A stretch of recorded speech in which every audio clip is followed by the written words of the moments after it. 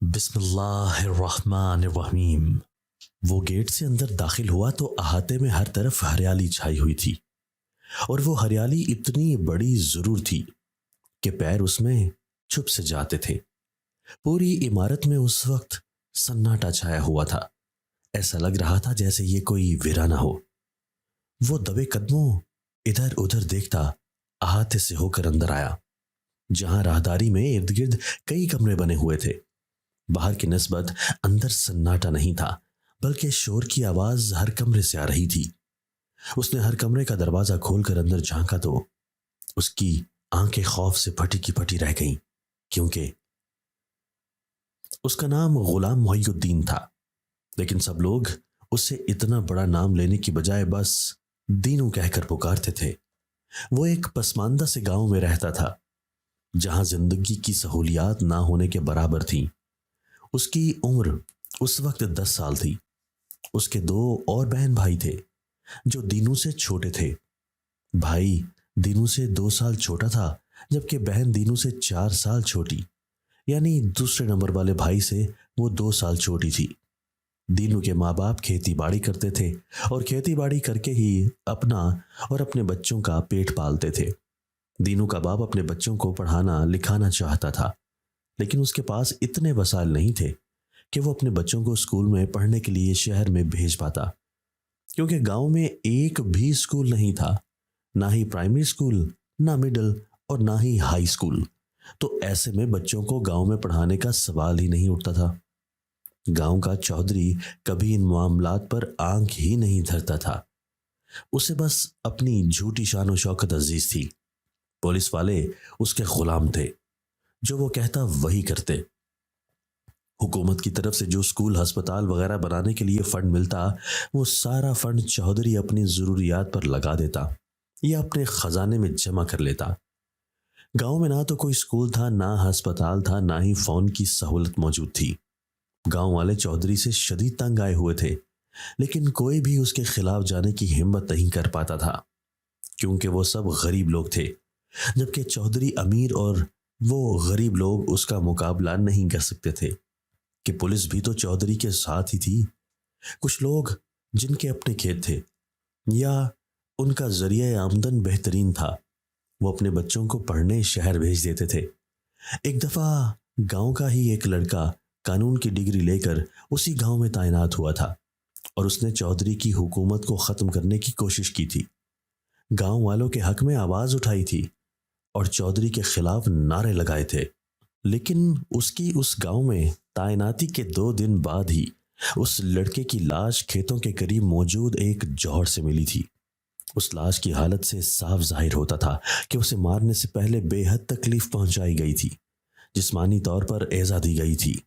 اپنے ماں باپ کا اکلوتا پڑھا لکھا بیٹا چودھری کے ظلم کے خلاف آواز اٹھاتا مر گیا تھا، جس کے بعد کسی کی بھی ہمت نہ ہوئی تھی کہ وہ چودھری کے خلاف آواز اٹھاتا، کیونکہ کوئی بھی اپنی اولاد کو مرتے ہوئے نہیں دیکھنا چاہتا تھا۔ اس سے بہتر تھا ان کے بچے ان پڑھ ہی رہتے، جس سے وہ زندہ تو رہتے، اور آج بھی سب اسی لائن پہ زندگی گزار رہے تھے۔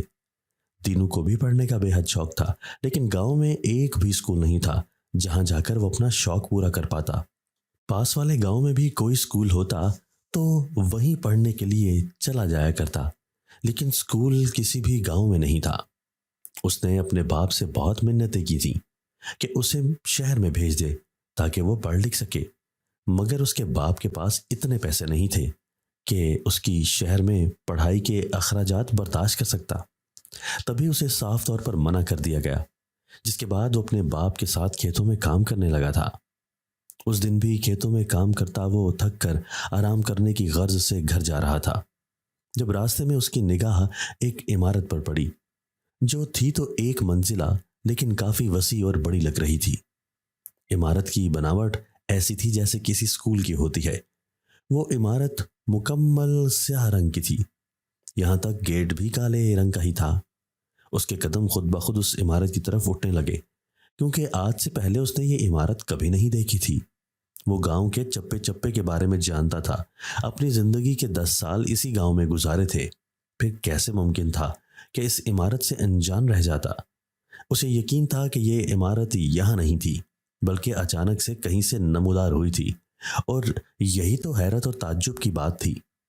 مکمل سیاہ اور پر اسرار سی وہ عمارت اس نے زندگی میں پہلی بار دیکھی تھی، کیونکہ گاؤں میں سارے مکانات کچے پکے ہی تھے۔ وہ گیٹ سے اندر داخل ہوا تو احاطے میں ہر طرف ہریالی چھائی ہوئی تھی، اور وہ ہریالی اتنی بڑی ضرور تھی کہ پیر اس میں چھپ سے جاتے تھے۔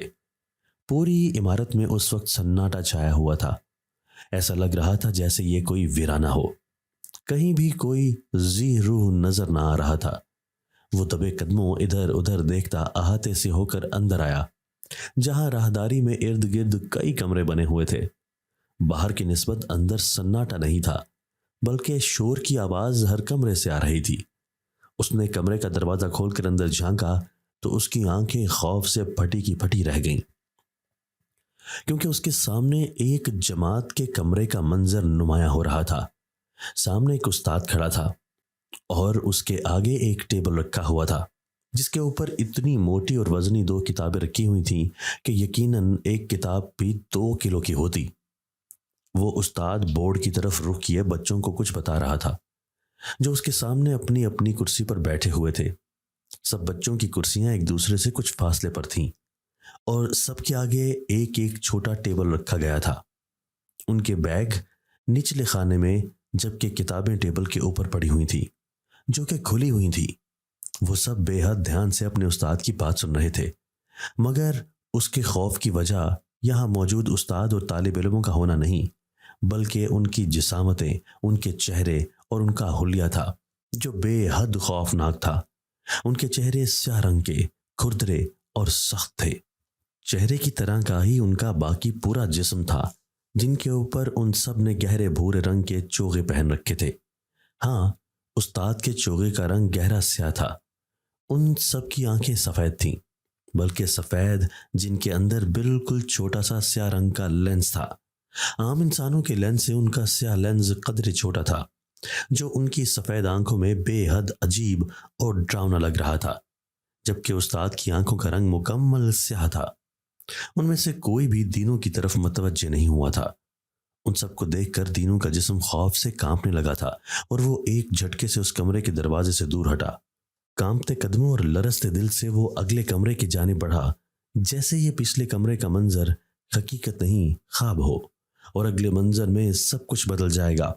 اس نے اگلے کمرے کی کھڑکی سے جھانک کر دیکھا تو اس کا منظر بھی پچھلے کمرے کی طرح ہی تھا۔ ویسے ہی مخلوق اس کمرے میں بھی موجود تھی، جن میں ایک استاد بچوں کو پڑھا رہا تھا اور بچے اسے توجہ سے سن رہے تھے۔ ہر کمرے کا یہ منظر دیکھ کر وہ اتنا تو سمجھ چکا تھا کہ یہ ایک سکول تھا، لیکن یہ سب انسان نہیں ہو سکتے تھے، کیونکہ انسان ایسے نہیں ہوتے۔ اگر یہ انسان نہیں تھے تو یہ کون تھے؟ وہ آنکھیں مسلتا، گھبراتا، زرد پڑتا ہوا اگلے کمرے کی طرف بڑھا تو وہاں بھی وہی منظر تھا۔ ہر کمرے میں وہی منظر تھا، فرق صرف چہروں میں تھا، جو سب کے سب ایک دوسرے سے مختلف تھے۔ دینوں آخری کمرے سے ہوتا ہوا باہر کو آنے لگا، جب ہر طرف بھگدڑ مچ گئی۔ ہر طرف بس ایک ہی چیخو پکار تھی، انسانی بو، انسانی بو، اور اس چیخو پکار میں گونجتے اس فکرے کو سن کر دینوں کی روح فنا ہو گئی، کیونکہ باقی سب انسان نہیں تھے، انسان تو دینوں خود تھا۔ اور اس طرح انسانی بو پکارنے کا مطلب کہ یہاں انسانوں کا داخلہ ممنوع تھا، اور دینوں یہاں ان کی جاگیر میں آ گیا تھا، تو یقیناً اب اسے خطرہ تھا۔ وہ دوڑتا ہوا تیزی سے باہر کی جانب بڑھنے لگا، مگر تبھی ہر کمرے سے سارے طلباء اور سارے استاد باہر آ گئے، اور راہداری ان سب سے بھر گئی کہ اب باہر نکلنے کا کوئی راستہ بالکل نہ بچا، اور اگر راستہ بند بھی جاتا تو وہ عجیب الخلقت مخلوق اسے باہر تو ہرگز نہ جانے دیتی، کیونکہ وہ اب ان پر نظر پڑتے ہی اسے گھیر کر کھڑے ہوئے تھے۔ وہ سب اسے خونخوار نظروں سے گھور رہے تھے، اور اس سب کے دوران ان سب بچوں کی آنکھوں کے سیاہ چھوٹے چھوٹے لینز دائیں بائیں اوپر نیچے حرکت کرنے لگے تھے، جو دینوں کے ڈر میں مزید اضافہ کر رہے تھے۔ وہ سب کے سب دینوں کی طرف بڑھنے لگے، اور دینوں خوف سے کپ کپاتا پیچھے ہونے لگا۔ ان سب کے حلق سے عجیب سی غراہٹیں نکل رہی تھیں، اور وہ دانت کچکچا رہے تھے، جن کی آواز دینوں کی سماعتوں میں مزید چبھن پیدا کر رہی تھی۔ دینوں کا بس نہیں چلتا تو منٹوں میں غائب ہو جاتا، مگر یہ سب اس کے بس میں نہیں تھا۔ پیچھے ہوتے ہوتے دینو کو ایک دم رکنا پڑا، کیونکہ اس کے پیچھے ہی کچھ اور بچے آ کر کھڑے اسے گھور رہے تھے۔ اس نے حلق تر کرتے اپنے آگے اور پیچھے دیکھا۔ خوف سے اس کی آنکھوں سے آنسو بہ رہے تھے۔ اسے لگ رہا تھا اب یہ سب مل کر اسے کھا جائیں گے، وہ مر جائے گا اور کسی کو پتہ بھی نہیں چلے گا کہ وہ کدھر گیا۔ اچانک سامنے والے اور پیچھے والے بچے اس پر جھپٹے تو وہ چیخ مارتا اپنے سر پر ہاتھ رکھتا نیچے کو بیٹھ گیا۔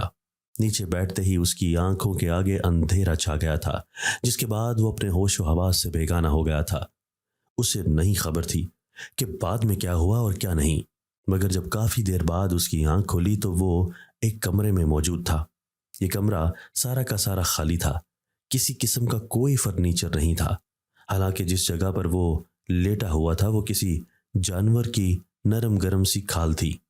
وہ تیزی سے اٹھ کر بیٹھا اور ادھر ادھر دیکھنے لگا، مگر کمرے میں اس کے علاوہ کوئی نہیں تھا۔ اسے اچانک وہ منظر یاد آیا جب وہ سارے کے سارے عجیب اور خوفناک سے بچے اس پر جھپٹ پڑے تھے۔ اس کے بعد اسے علم ہی نہیں تھا کہ کیا ہوا، لیکن یقیناً وہ بچ گیا تھا، تبھی تو زندہ سلامت موجود تھا، ورنہ نہ جانے وہ آدم خور ہوتے تو اب تک اس کی ایک ایک ہڈی بھی نہ ملتی۔ وہ انہی سوچوں میں اٹھ کر کھڑا ہوتا کمرے کے باہر جائزہ لے رہا تھا تاکہ دروازہ ڈھونڈ سکے، لیکن کمرہ چاروں اطراف سے بند تھا، نہ کوئی کھڑکی نہ کوئی دروازہ، بلکہ چاروں دیواریں آپس میں ملی ہوئی تھی اور اندر آنے یا جانے کا کوئی راستہ نہیں تھا۔ وہ یہ سب دیکھ کر گھبرا گیا تھا۔ وہ ایک چھوٹا سا بچہ تھا، یہ سب اس کے اعصاب پر بھاری تھا۔ تبھی وہ ایک بار پھر سے خوف سے رونے لگا۔ اس کے رونے کی آواز کمرے میں گونجی ہی تھی کہ اچانک اس کے پیچھے ایک شور سا برپا ہوا۔ اس نے پلٹ کر دیکھا تو وہاں اب ایک بزرگ آدمی کھڑا تھا، جس کی سفید لمبی سی داڑھی اس کے سینے کو چھو رہی تھی۔ اس نے بھی سیاہ رنگ کا چوغا پہن رکھا تھا، جس کی ٹوپی اس کے سر پر موجود تھی، اور اس ٹوپی سے اس کے آدھے بال نظر آ رہے تھے جو داڑھی کی طرح سفید رنگ کے تھے۔ اس بزرگ کی آنکھیں بھی مکمل سیاہ رنگ کی تھی جو بے تحاشا چمک رہی تھی۔ اس کا چہرہ بھی باقی سب کی طرح ہی سخت کھردرا اور سیاہ تھا۔ دینو ڈر کر پیچھے کھسکتا دیوار سے جا لگا۔ اس بزرگ نے چٹکی بجائی تو دینو کے قریب ایک کرسی نمودار ہوئی۔ اس بزرگ نے اسے اس کرسی پر بیٹھنے کا اشارہ کیا تو وہ خاموشی سے اس کرسی پر بیٹھ گیا۔ وہ بزرگ اسے کچھ کہہ نہیں رہا تھا، نہ ہی نقصان پہنچا رہا تھا، تبھی وہ اب رونا بند کر چکا تھا۔ اس کے بیٹھتے ہی اس بزرگ نے چٹکی بجائی تو اس کے قریب ہی ایک تخت نمودار ہوا۔ وہ خود اس تخت پر دینو کے سامنے بیٹھ چکا تھا۔ بزرگ نے بغور دینو کا چہرہ دیکھا اور پھر پوچھا کہ تم جنات کے اسکول میں کیا کرنے آئے تھے؟ دینو اسکول کا نام سن کر چونکا تو تھا، لیکن مگر یہ انکشاف بھی جان لیوا تھا کہ وہ سب جنات تھے اور وہ خود جنات کے اسکول میں آ گیا تھا۔ اس نے سن رکھا تھا کہ جنات جس سے چمٹ جائیں اس کو نقصان پہنچاتے ہیں اور کبھی اس کے وجود کا پیچھا نہیں چھوڑتے، بلکہ اس کے وجود میں بسیرا کر لیتے ہیں۔ دینو نے گھبراتے اور ہکلاتے لہجے میں کہا کہ میں پڑھنے آیا تھا۔ دینو نے جھوٹ بولا تھا کہ وہ پڑھنے آیا تھا، حالانکہ اسے تو پتہ بھی نہیں تھا کہ جس عمارت میں وہ گھس رہا ہے وہ کوئی اسکول ہے۔ یہ سب اسے یہاں آ کر پتہ چلا تھا، اور یہ جھوٹا بہانہ بھی اسی لیے گھڑا تھا تاکہ وہ اسے چھوڑ دیں اور زندہ جانے دیں۔ اس بزرگ نے کہا کہ جنات کا اسکول عام نظروں میں نہیں آتا۔ یہ تمہاری خوش قسمتی ہے کہ بچوں کو جادو سکھاتے ہوئے غلطی سے غلط جادو ہونے پر یہ اسکول انسانی نظروں میں عیاں ہو گیا، لیکن میں یہ بھی جانتا ہوں کہ تم یہاں پڑھنے نہیں آئے تھے، کیونکہ تمہیں پہلے علم ہی نہیں تھا کہ یہ ایک اسکول ہے۔ اس بزرگ جن کے کہنے پر دینو نے خشک لبوں پر زبان پھیری اور کہا، ہاں پہلے نہیں پتا تھا، لیکن اب پتا ہے، تو اب مجھے اسکول میں پڑھنا ہے۔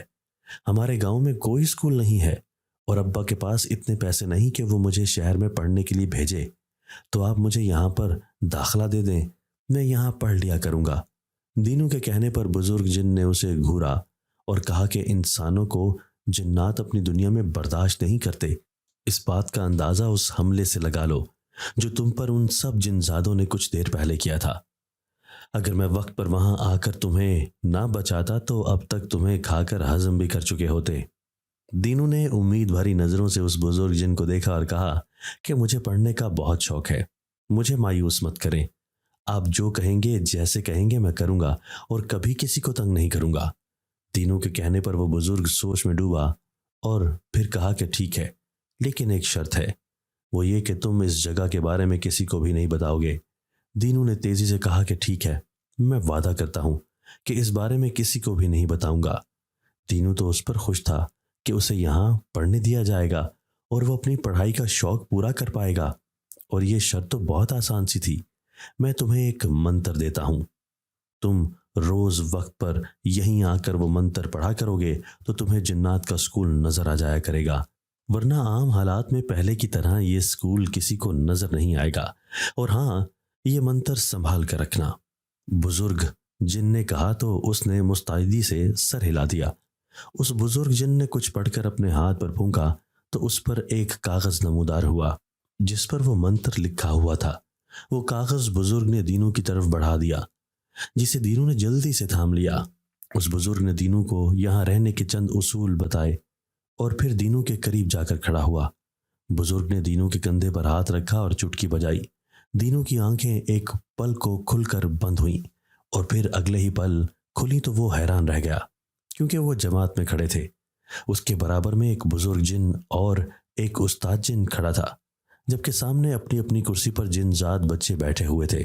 اس کو دیکھتے ہی سب اپنی اپنی جگہ سے کھڑے ہوتے ہوئے ہوا میں معلق ہوئے اور پھر ہوا میں اڑتے ہوئے ہی دینو کی طرف لپکے۔ اندازہ بالکل حملہ کرنے جیسا تھا، اور وہ سچ میں دینو پر حملہ کر کے اسے مارنے کی غرض سے آئے تھے۔ اس سے پہلے کہ وہ اس کو چھوتے، بزرگ جنزاد نے ایک دم کچھ پڑھ کر ان سب کی طرف ایک پھونک ماری اور وہ سب پلک جھپکتے ہی ایک ایک کر کے واپس اپنی جگہ پر جا کر بیٹھ گئے۔ ان سب نے حیرت سے خود کو دیکھا اور ایک بار پھر اڑنے کی کوشش کی اور دینو تک پہنچنے کی کوشش کی، لیکن وہ سب ناکام رہے اور اپنی جگہ سے ہل بھی نہ سکے۔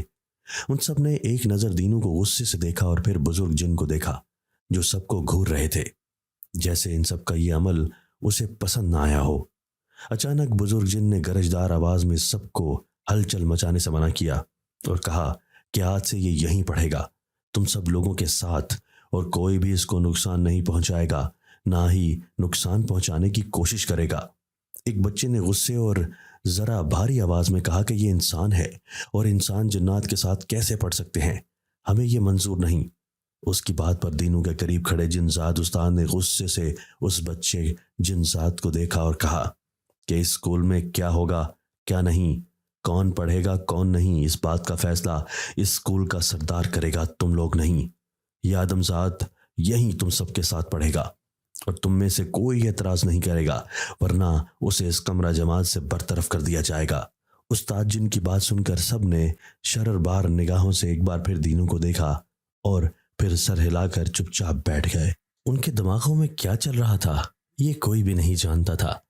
بزرگ جن نے دینو سے کہا کہ یہاں تم روز پڑھنے آ سکتے ہو، لیکن یہاں سے پھر اپنے وقت پر واپس بھی جانا ہوگا، اور جو منتر میں نے تمہیں یہ دیا ہے وہ تمہیں ہمیشہ اپنے پاس سنبھال کر رکھنا ہے، یہ تمہارے استاد تمہیں باقی سب سمجھا دیں گے۔ اس کی بات سن کر دینو نے سر ہلایا تو وہ چٹکی بجا کر پل میں وہاں سے غائب ہو گیا۔ استاد نے دینو کو ایک کرسی پر بیٹھنے کا کہا جو کہ سب سے آخری لائن میں تھی۔ دینو چپ چاپ وہاں جا کر بیٹھ گیا۔ استاد نے اس کے سامنے دو بھاری کم کتابیں رکھیں جو بالکل ویسی ہی تھیں جو باقی سب کے سامنے رکھی ہوئی تھیں۔ استاد نے ان سب کو پڑھانا شروع کیا تو وہ بھی دھیان سے استاد کو سننے لگا۔ وہ محسوس کر رہا تھا کہ تھوڑی تھوڑی دیر بعد سارے چھوٹے جنات اسے گھورنے لگے تھے، جس سے اسے خوف بھی محسوس ہو رہا تھا، لیکن اسے تھوڑا اطمینان بھی تھا کہ وہ سب اسے کچھ نہیں کہیں گے، کیونکہ اگر وہ اسے نقصان پہنچاتے تو یقیناً بزرگ جن جو یہاں کا سردار تھا وہ ان کو سزا دیتا۔ کافی دیر پڑھائی کرنے کے بعد استاد بدلا اور دوسرا استاد کمرہ جماعت میں آیا۔ اس نے دینو سے کوئی سوال نہیں کیا تھا، شاید بزرگ جن نے سبھی اساتذہ کو اس کے بارے میں بتا دیا تھا۔ سارا دن اس سے کسی نے بات نہیں کی تھی سوائے اساتذہ کے۔ تقریباً 1 بجے کے قریب چھٹی کی گھنٹی بجی تھی، اور گھنٹی بجتے ہی وہ سب جنات بچے ایک ایک کر کے کلاس سے غائب ہوتے گئے۔ سب کی کتابیں وہیں رکھی ہوئی تھیں، جس کا مطلب تھا کہ اسے بھی کتابیں یہیں چھوڑ کر جانی ہیں۔ وہ اپنی جگہ سے اٹھ کر خالی ہاتھ ہی باہر آیا۔ باہر آ کر دیکھا تو پورا اسکول خالی پڑا ہوا تھا۔ صرف اساتذہ ہی ایک کونے میں بنے حال نما کمرے میں جاتے نظر آ رہے تھے۔ وہ راہداری سے گزرتا گیٹ کے قریب چلایا اور گیٹ کھول کر باہر نکلا۔ اس نے جیسے ہی باہر قدم رکھا اس کے جسم کو جھٹکا لگا۔ اس نے پلٹ کر دیکھا تو اس کے پیچھے کچھ بھی نہیں تھا سوائے ایک ویران بنجر زمین کے۔ اسے بزرگ جن کی بات یاد آئی جس نے کہا تھا کہ اس کے باہر جاتے ہی اسکول غائب ہو جائے گا اور اسے پھر منتر کے ذریعے ہی وہ اسکول نظر آئے گا اور وہ اسکول کے اندر آ سکے گا۔ یہ بات یاد آتے ہی اس نے مٹھی میں دبا کاغذ اپنی جیب میں ڈالا اور گھر کی طرف بڑھ گیا۔ گھر پہنچ کر اس نے کسی کو بھی اس بارے میں نہیں بتایا تھا۔ اگر بتا دیتا تو اس کی ماں اسے وہاں جانے سے منع کر دیتی اور وہ جنات اسے نقصان پہنچائیں گے، اس لیے اس نے یہ بات چھپا لی۔ رات کو کھانا کھانے کے بعد وہ سونے کے لیے لیٹا تھا۔ سونے سے پہلے آج کا سارا منظر اس کی نظروں کے سامنے گھوما۔ یوں تو وہ دل ہی دل میں ان جنات سے خوف زدہ ہوا تھا، مگر پھر ان کا رویہ دیکھ کر یہ خوف دور بھی ہو گیا تھا۔ لیکن اسے ان جنات بچوں سے ابھی بھی ڈر محسوس ہو رہا تھا، کیونکہ وہ ان جنات بچوں کو یقیناً پسند نہیں آیا تھا، یا پھر انہیں دینوں کا ان کے اسکول میں آنا پسند نہیں آیا تھا، کیونکہ وہ ان کی طرح ایک جن ذات نہیں تھا بلکہ ایک آدم ذات تھا۔ لیکن اس لیے یہی بہت تھا کہ وہ پڑھ سکے گا۔ ان کی پڑھائی لکھائی تھوڑی عجیب تو تھی، لیکن اسے سب کچھ سمجھ میں آنے لگا تھا اور اسے یقین تھا کہ ایک دن وہ ان سب کا عادی بھی ہو جائے گا۔ یہی سب سوچتے سوچتے اس کی آنکھ لگ گئی تھی۔ یہ آدھی رات کا وقت تھا جب اس کے کانوں میں عجیب سا مانوس سا شور اٹھا۔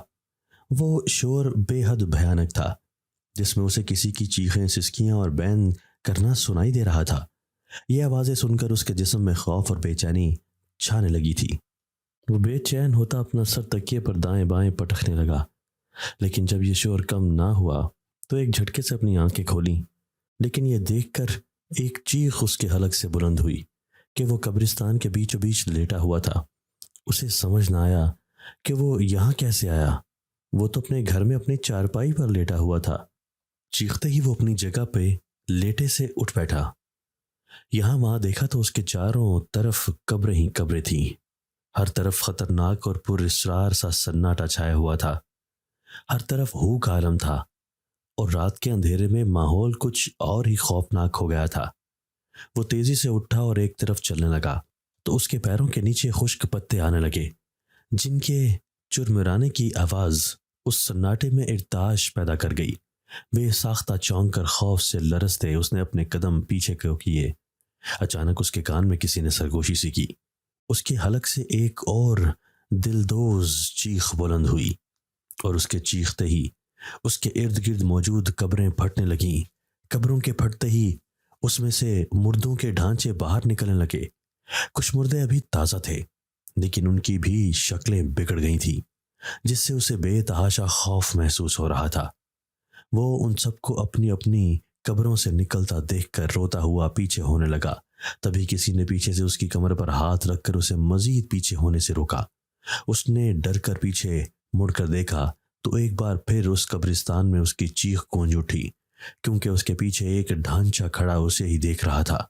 وہ تیزی سے پیچھے ہونے لگا تو اس کے پیچھے بھی کئی مردے آ کر کھڑے ہو گئے تھے اور اب ان مردوں نے چاروں طرف سے اسے گھیر لیا تھا۔ وہ مسلسل چیختا ہوا انہیں ہٹانے لگا، مگر انہوں نے اسے اب اپنی گرفت میں لے کر اس پر جھکنا شروع کر دیا تھا جیسے اس کا گوشت کھانے لگے ہوں۔ وہ مسلسل چیختا اب اپنے ہوش کھو چکا تھا۔ اسے جب ہوش آیا تو اس کا پورا جسم پسینے میں ڈوبا ہوا تھا، لیکن اب کی بار جو اس نے اپنے ارد گرد نگاہ دوڑائی تو ایک بار پھر خوف سے لرز اٹھا۔ وہ ایک ریگستان میں تھا جہاں ہر طرف ریت ہی ریت تھی۔ دور دور تک کوئی انسان یا جانور نظر نہیں آ رہا تھا، بلکہ جہاں تک نظر جاتی وہاں صرف ریت ہی ریت نظر آ رہی تھی۔ اس نے خشک حلق کو تر کر کے قدم آگے بڑھائے، مگر ریت اتنی تپ رہی تھی کہ اسے اپنے پاؤں جھلستے ہوئے محسوس ہوئے، کیونکہ اس کے پیر ننگے تھے، جوتے نہیں پہنے ہوئے تھے۔ اسے اپنا حلق مزید خشک ہوتا نظر آیا۔ پیاس شدت سے لگی، لیکن پانی کا نام و نشان تو دور دور تک نہ تھا۔ اس نے نڈھال پڑتے جسم کو سنبھالتے قدم آگے بڑھانے جاری رکھے۔ اسے سمجھ نہیں آ رہی تھی کہ وہ یہاں آیا کیسے۔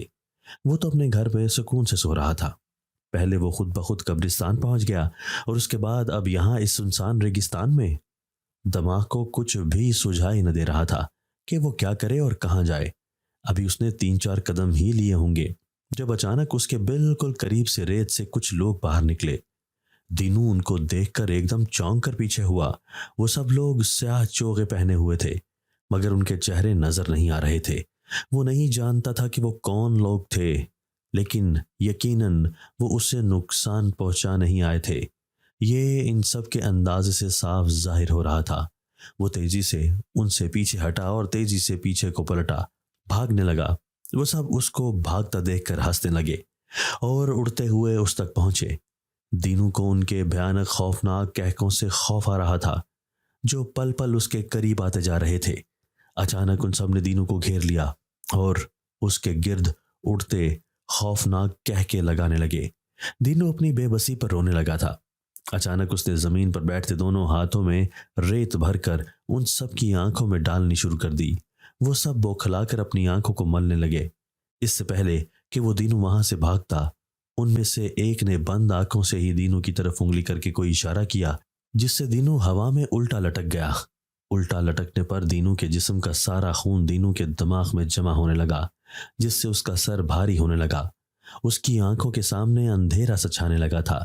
اس سے پہلے کہ وہ بے ہوش ہوتا، اچانک وہ نیچے ریت پر گرا۔ وہ سب کے سب اب پھر سے اس کے ارد گرد چکر لگا رہے تھے۔ دینو نے اٹھنے کی کوشش کی مگر ناکام رہا۔ تبھی ان میں سے ایک نے دینو کی ٹانگ پکڑی اور زوردار جھٹکا دیا۔ تبھی دینو ایک چیخ مارتا ہوا اٹھ کر بیٹھ گیا۔ اس کی چیخ سن کر اس کے ماں باپ اور بہن بھائی جاگ کر اس کے ارد گرد جمع ہو گئے۔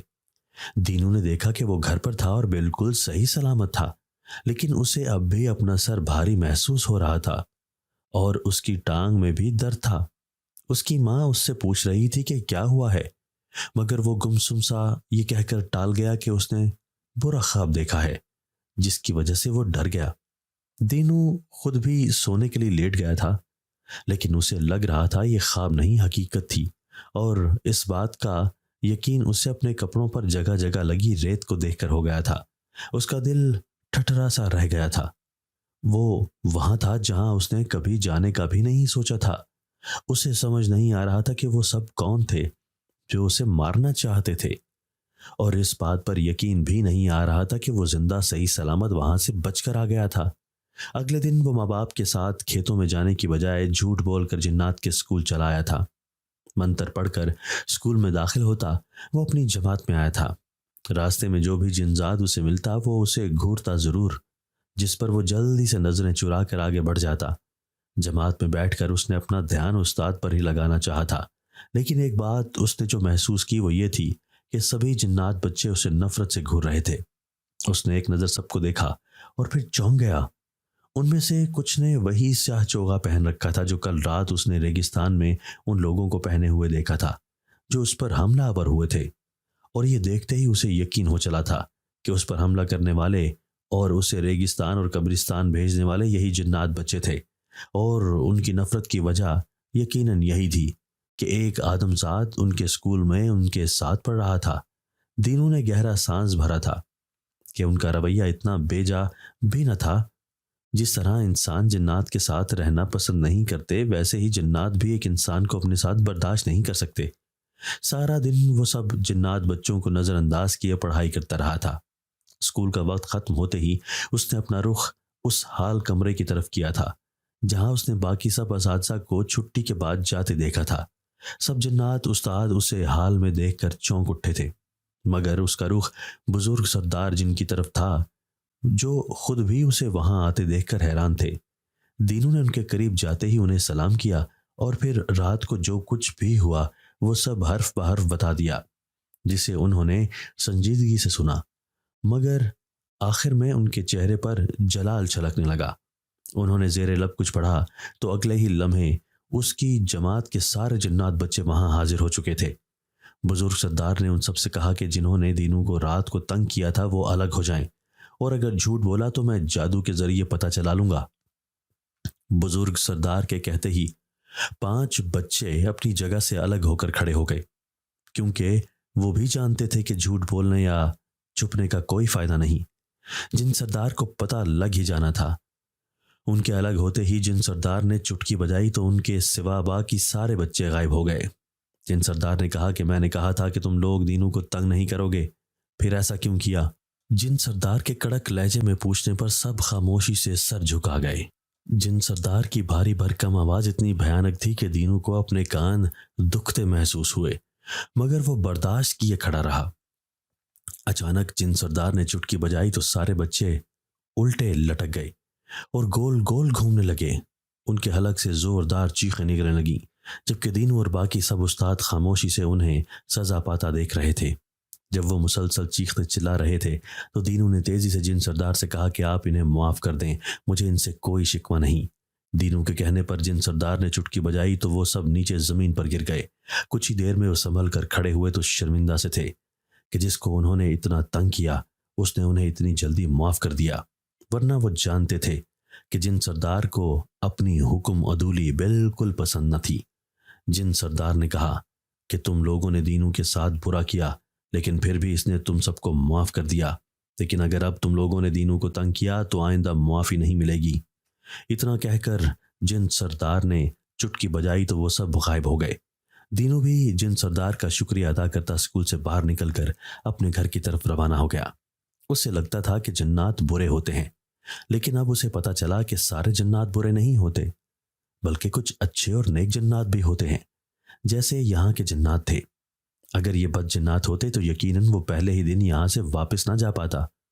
वो अब मुतमईन था कि अब कोई भी उसे तंग नहीं करेगा और वो सुकून से पढ़ पाएगा। उस रात वो घर आकर खाना खाकर सुकून से सो गया। किसी भी जिनजात बच्चे ने उसे तंग नहीं किया था। ये शायद जिन सरदार की धमकी का असर था या फिर दीनू के हुस्न इखलाक का।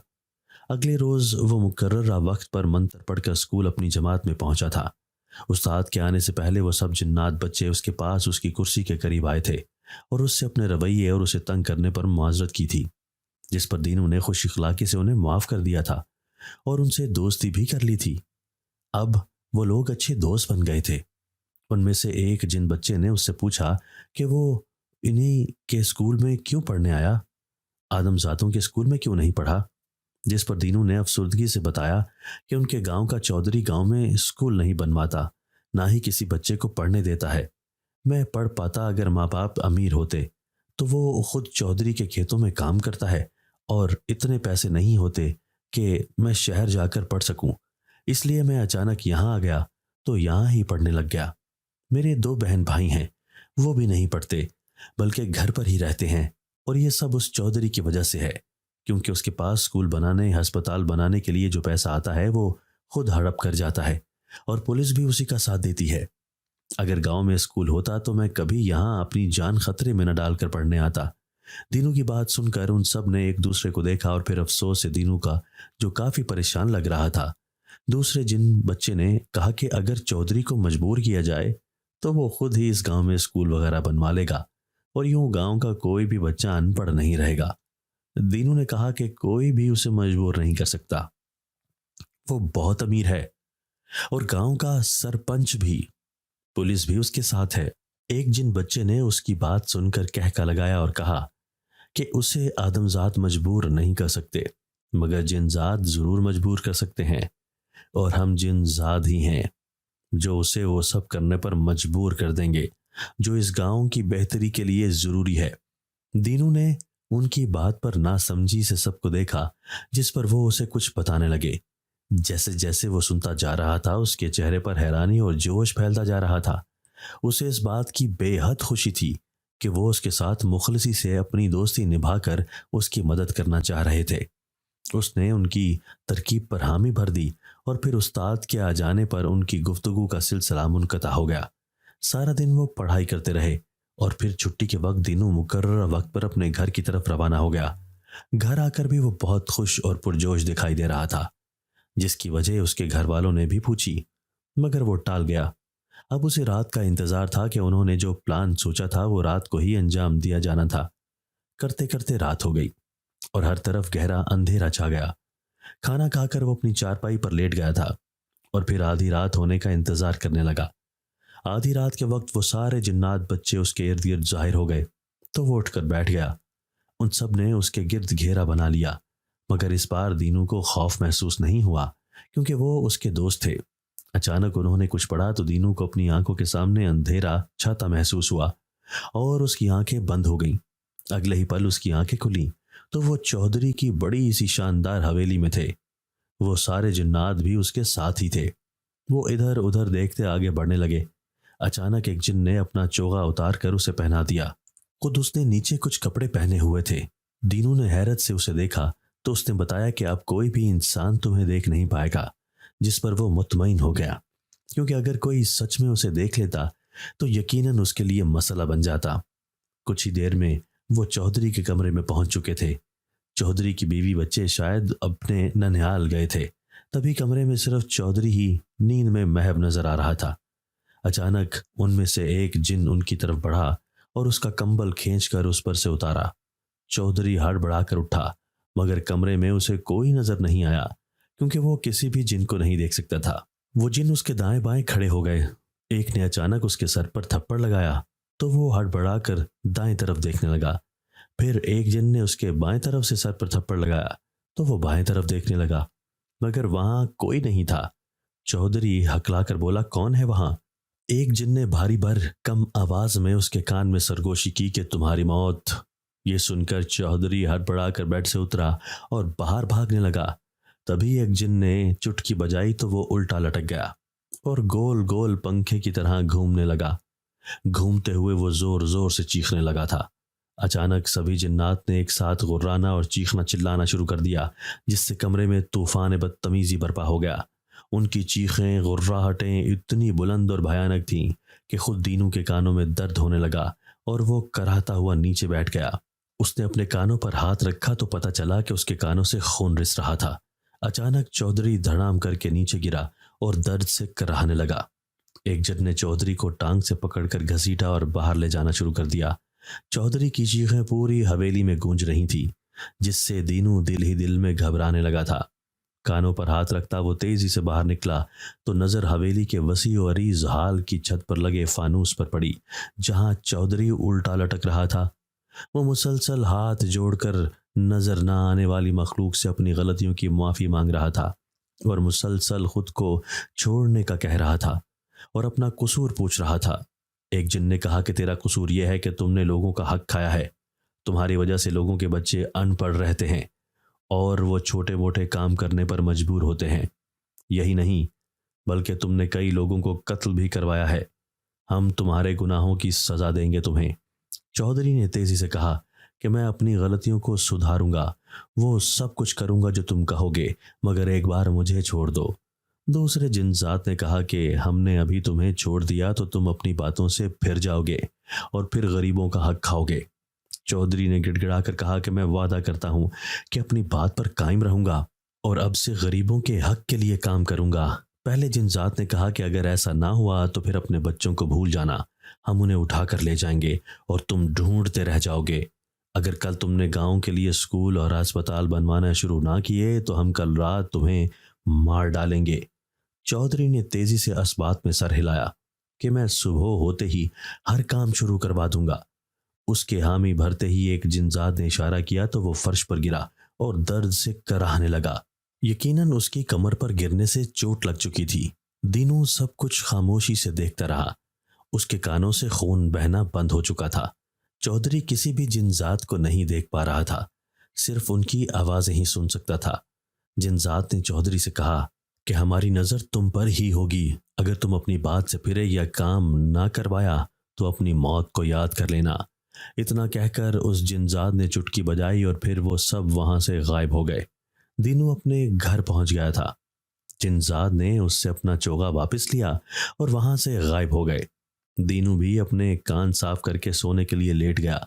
अगले दिन स्कूल जाने से पहले वो बाहर गया था और ये देखकर उसकी खुशी की इंतहा न रही कि चौधरी सुबह ही सुबह स्कूल और अस्पताल के लिए गांव में ही अपनी ज़मीन से कुछ ज़मीन मुख्तस कर रहा था। अगले कुछ दिनों में चौधरी ने स्कूल और अस्पताल की तामीर का काम शुरू करवा दिया था, जिससे सब गांव वाले चौधरी के अमल पर हैरान थे कि ये काया पलट कैसे हुई। वजह तो सिर्फ दीनू ही जानता था और वो किसी को बताने वाला भी नहीं था।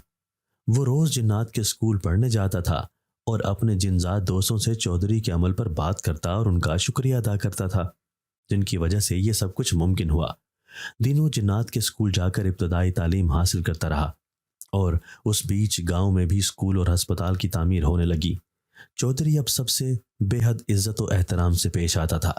اس نے اپنے کھیتوں پر کام کرنے والے ہر کسان کی اجرت بھی بڑھا دی تھی، جس پر سبھی خوش تھے۔ وہ اب گاؤں میں دوسری سہولیات بھی متعارف کروا رہا تھا، جیسے کہ ٹوٹی پھوٹی سڑکوں کی مرمت کروانا، ہر گھر میں ہینڈ پمپ لگوانا۔ 1 سال کے اندر اندر اسکول اور ہسپتال کی تعمیر مکمل ہو چکی تھی۔ چودھری نے شہر سے اسکول کے لیے استاد اور ہسپتال کے لیے ڈاکٹر نرسیں منگوائی تھی، تاکہ اسکول اور ہسپتال شروع کیے جا سکے۔ اب لوگوں کو پڑھنے یا علاج کروانے کے لیے شہر نہیں جانا پڑتا تھا، بلکہ گاؤں میں ہی ان کو یہ سہولت فراہم کر دی گئی تھی۔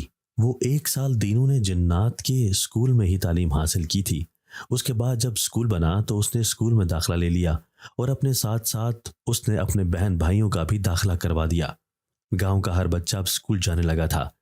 اب چونکہ دینوں کے گاؤں میں اسکول بن گیا تھا، تو جنات کے سردار یعنی بزرگ جن سردار نے اس سے وہ منتر واپس لے لیا تھا، جس کے ذریعے وہ جنات کے اسکول میں داخل ہوتا تھا۔ کیونکہ اب دینوں کو اس منتر کی ضرورت تھی، نہ ہی جنات کے اسکول کی۔ وہ آخری بار ان سب سے مل کر بہت رویا تھا کہ وہ اب کبھی ان سے مل نہیں سکے گا، مگر وہ خوش بھی تھا کہ ان کی وجہ سے گاؤں والوں کی بہت سی مشکلات حل ہو گئی تھی۔ اسے یقین تھا کہ چودھری اب کبھی اپنی پہلی روش پہ نہیں چلے گا، بلکہ اچھی روش پر قائم رہے گا جو اس نے اختیار کر لی تھی، کہ اسے اپنی بیوی بچے بے حد عزیز تھے۔ جنزادوں کے سردار یعنی جن سردار نے اس سے وعدہ کیا تھا کہ وہ وقتاً فوقتاً چودھری کو چیک کرتے رہیں گے، اور اگر کبھی اس نے اپنی پرانی روش اپنانی چاہی تو وہ اسے سزا بھی دیں گے۔ دینوں کے لیے یہی بہت تھا۔ تبھی وہ بھاری دل سے ان سب کو الوداع کر کے واپس گھر لوٹ آیا تھا۔ ان کی زندگیاں بے حد سہل ہو گئی تھیں، لیکن وہ کبھی اپنی زندگی کے اس 1 سال کو نہیں بھول پایا تھا جو اس نے جنات کے اسکول میں گزارا تھا۔ وہ اکثر اس جگہ پر جا کر بیٹھ جاتا، اس جگہ کو دیکھتا رہتا جہاں جنات کا اسکول تھا، لیکن اسے ویران جگہ کے علاوہ کچھ بھی نظر نہیں آتا تھا، اور شاید یہی اس کے لیے بہتر تھا، کیونکہ جنات اور انسان دوست نہیں رہ سکتے۔ دوستو، اگر آپ کو آج کی ہماری یہ ویڈیو پسند آئی ہے تو اسے لائک کیجئے اور اسے اپنے پیاروں کے ساتھ شیئر ضرور کیجئے گا۔ اور ہاں، اگر آپ نے ابھی تک ہمارا چینل سبسکرائب نہیں کیا تو ہمارا چینل سبسکرائب کر دیجئے اور بیل آئیکن بھی پریس کر دیجئے، تاکہ ہماری ہر نئی آنے والی ویڈیو آپ کو بر وقت مل سکے۔ اللہ حافظ۔